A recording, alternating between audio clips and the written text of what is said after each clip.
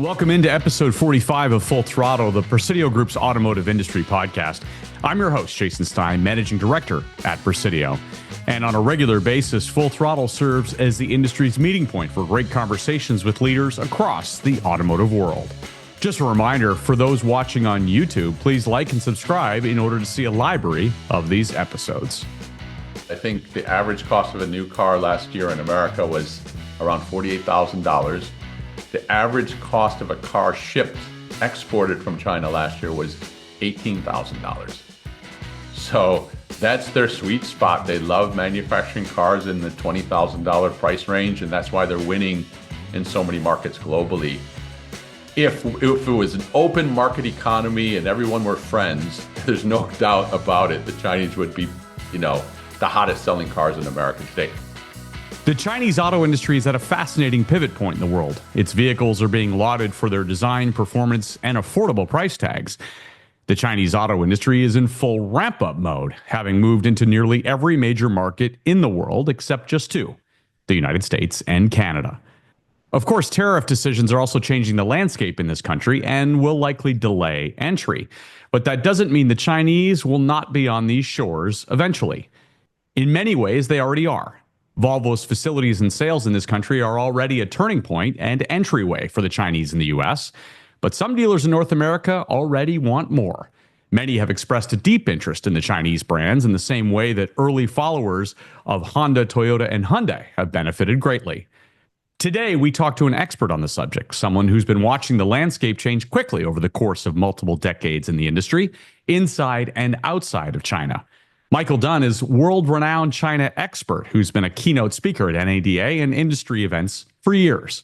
He has a talent for sensing what's coming next and then building successful enterprises around that. Dunne is currently CEO of ZoZo Go, an investment advisory firm that focuses on the intersection of China and the coming wave of electric and autonomous vehicles.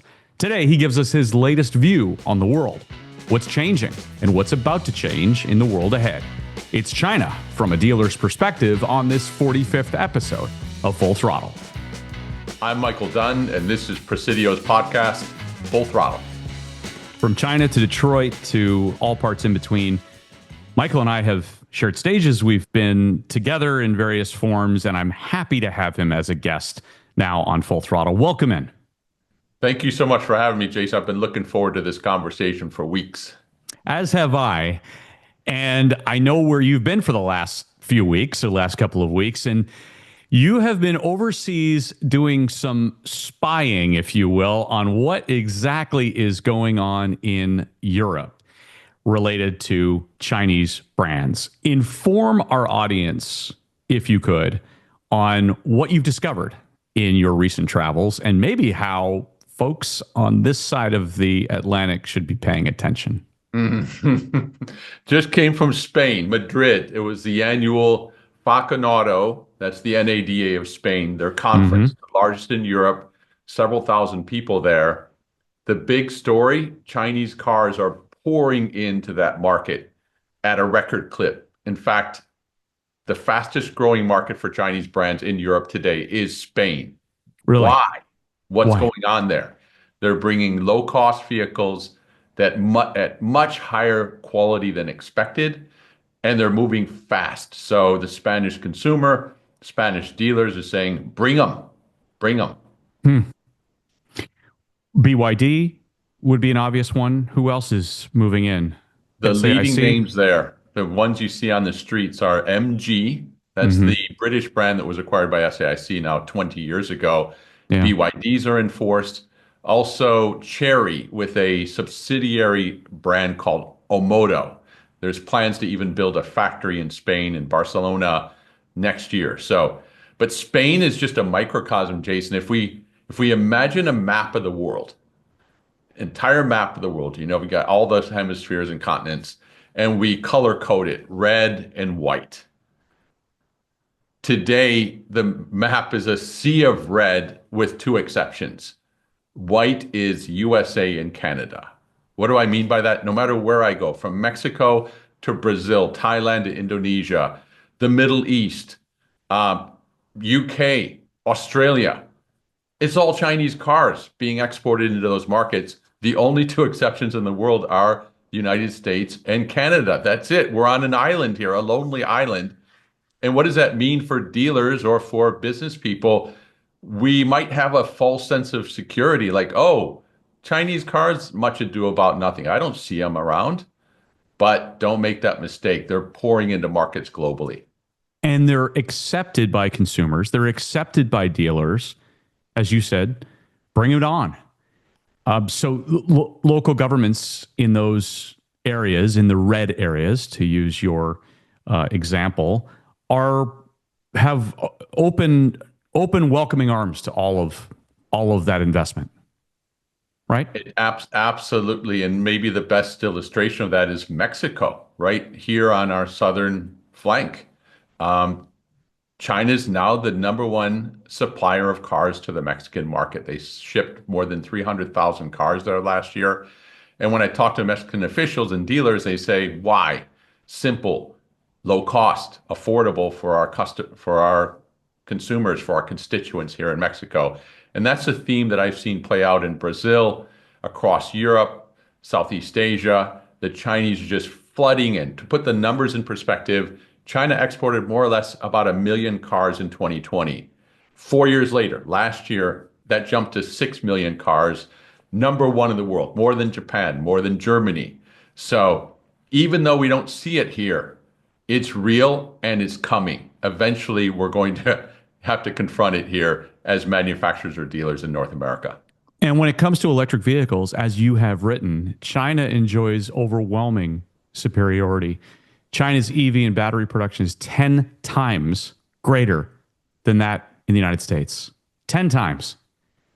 So we are the underdog, Jason. We used to be the center of the global auto industry. No longer. China dominates on so many fronts. The number one capacity in the world. They have enough capacity to supply half the world's demand. They produce 3 times as many cars as we do. They build more electric vehicles than all other countries combined. They utterly dominate batteries and battery supply chains. It's like if an alien came down to Earth right now and checked in with us, and they said, "Where do we go? Where's the center of the automotive action today and going into the future?" Yeah, it's pretty much hands down this place called China. A modern day Godzilla. A modern day Godzilla, yes. And just in 2023, China blew past Japan to become the world's number one automotive exporter, 5 million vehicles to 120 markets worldwide.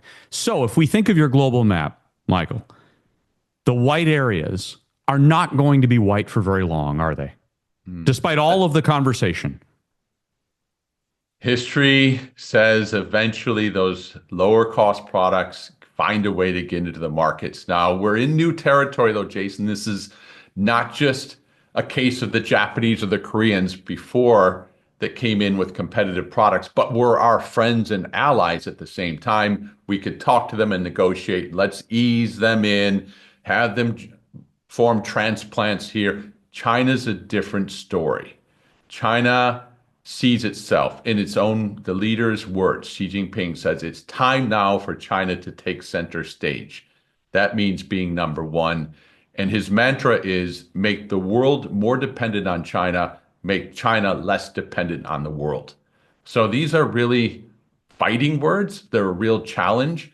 And so people in DC and in Ottawa are looking at it and saying, do we want to allow the Chinese into our backyard? Do we really want to, or should we think, well, okay, this is a new era. We have to keep the walls up.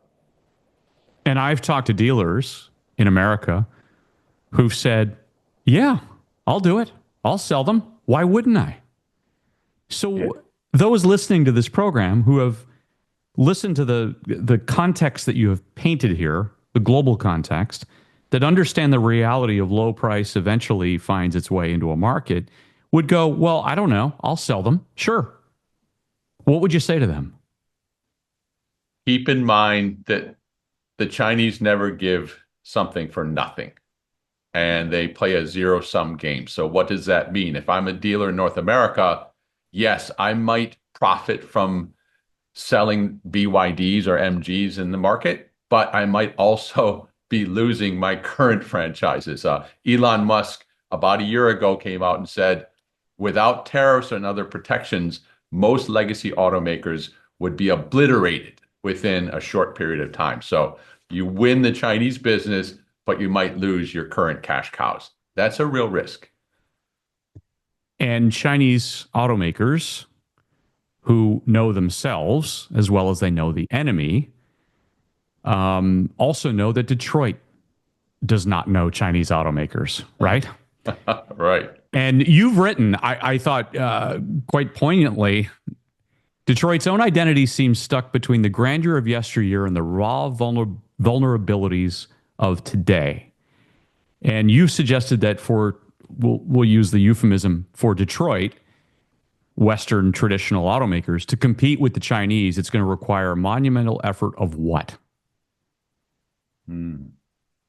Guts, tenacity, innovation, and lots of luck. But you've said the starting point is going to be to look in the mirror. Who are we, Detroit? That's your advice, isn't it? Can you expand on that a little? It really is. As a Detroiter, this comes close to home, right to the heart of the matter. The U.S., in particular in Detroit, we're in a cocoon where for decades now, we're able to manufacture large trucks and SUVs very profitably, sell them to customers who are happy to drive those products. And that's been enough to sustain the companies in America. But if you look at the bigger picture, American automakers globally have been on a massive retreat now for the last couple of decades, and that retreat is accelerating. So if we look around the world, if we look around the world, we're no longer competitive anywhere except in North America. That's not a good, Patton said, nobody ever won a war by playing defense. And that's where we are. We're retreating into North America, into our trucks and SUVs. And then when we step outside of the United States, we're just not there. We're not competitive with the Japanese, Koreans, and the Chinese. Now, when I was president of GM Indonesia about 10 years ago, I remember the leadership at GM saying, hey, you know what? There's only two markets worth playing in anyway globally, and that's China and the United States. So we're going to put all of our bets on those two markets. Okay, fine. They got out of everywhere else, Europe, South America, Southeast Asia, fine. But today, they're no longer competitive in China. So now we're shrinking into just a North American play, and that makes us look really vulnerable. And we have to go on the offensive. We have to learn ways to compete outside of our borders. Full stop.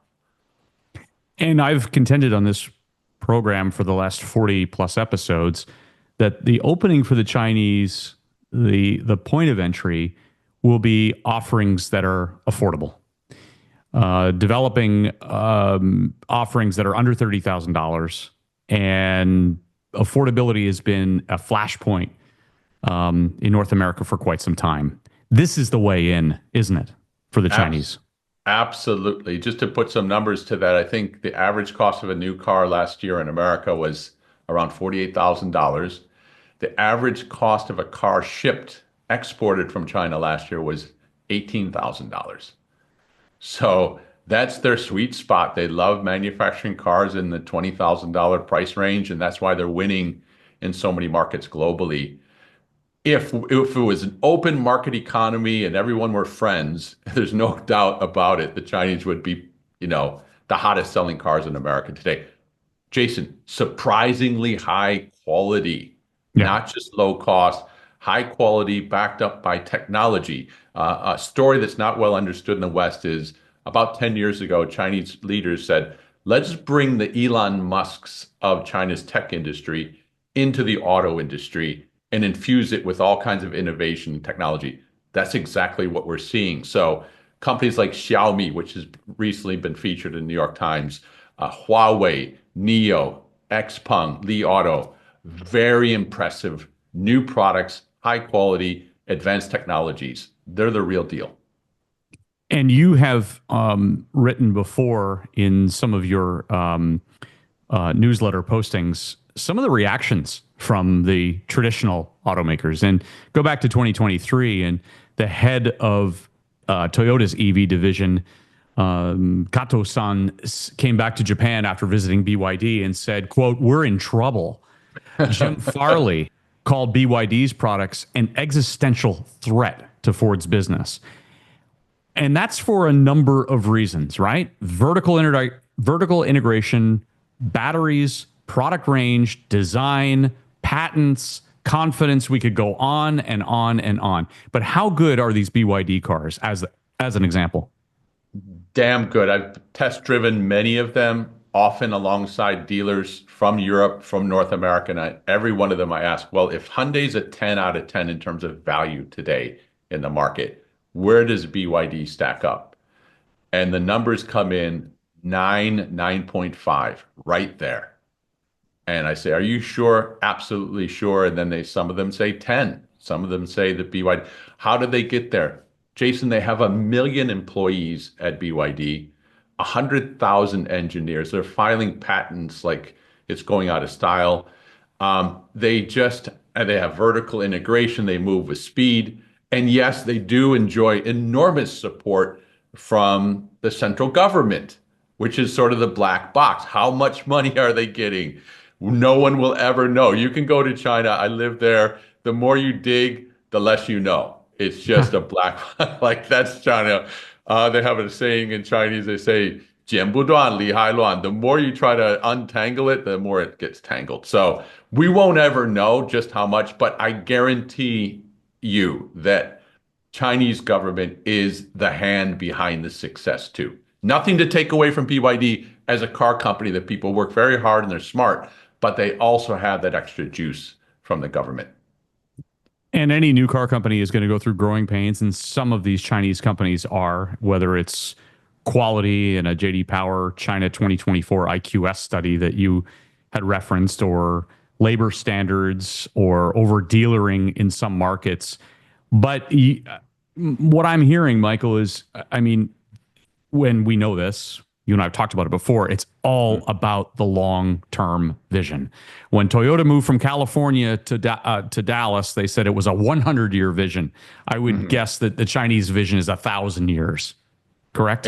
Yes, yes. The Chinese do play a long game. They're very patient.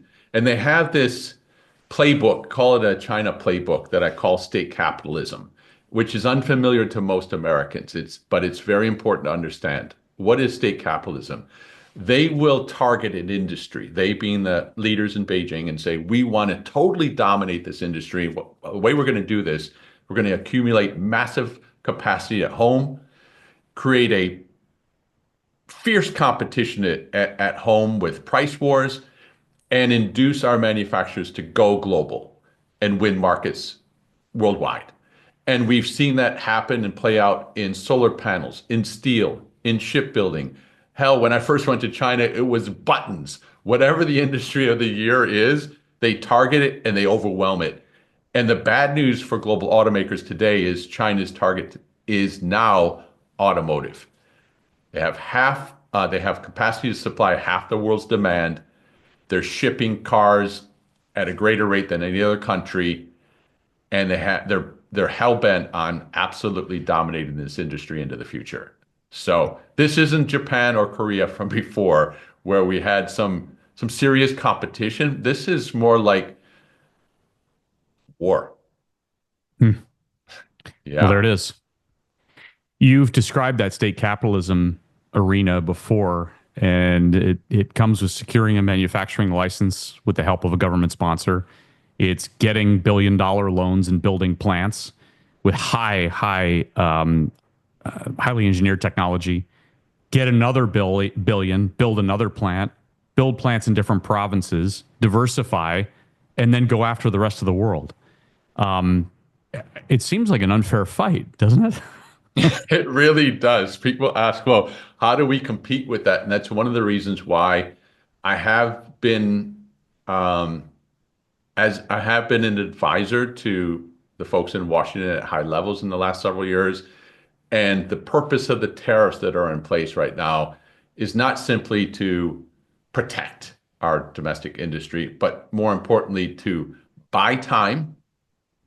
Number one, because if the gates are open, the Chinese would be in here big time. And then more importantly than buying time, or at the same point, we also want to induce manufacturing inside the United States. And you go, okay, wait a second, does that work? Does that happen? Can that be successful?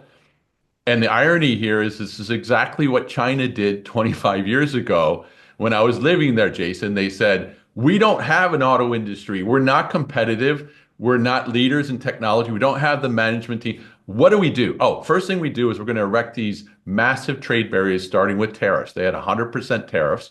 They said, we don't want any imports. We don't want any. If you want to sell into our market, you must manufacture inside China. And when you manufacture inside China, by the way, you must form a joint venture and the Chinese side will have 50%. That was the cost of market access into China. I see the current efforts out of DC with the tariffs in a similar vein. I think the Trump administration says, if you want access to the US market, you better manufacture in the US or Canada for access to those markets. Will it work? Only time will tell, but China's already the sort of precedent for, yeah, actually, if you look around the world, Jason, imports as a share of the market in Japan, about 5%. Korea, about 10%. China, 3%. And people are up in arms saying, why does the United States have such high tariffs? Well, half of our sales in the US last year were imports. Half. So it's almost like we're late to the party, didn't get the memo. Now we're applying the same principles of saying, oh, tariffs. Maybe tariffs can induce investments in manufacturing inside our country, just like we've seen them do in Asia. And the collision of economic systems is truly a battle for the future, isn't it? And right now, one side is moving faster, is thinking bigger, is building smarter. Absolutely true. And we've got to get that sense of urgency like this. It's on, Jason. It's on. That's the 45th episode of Full Throttle, and a big special thanks to my guest, Michael Dunne. Thank you for listening. Just a reminder, you can also watch this episode and all others on YouTube. Like and subscribe in order to see a library of these episodes. And of course, go to thepresidio.com for more. I'm your host, Jason Stein. We'll talk to you again next time.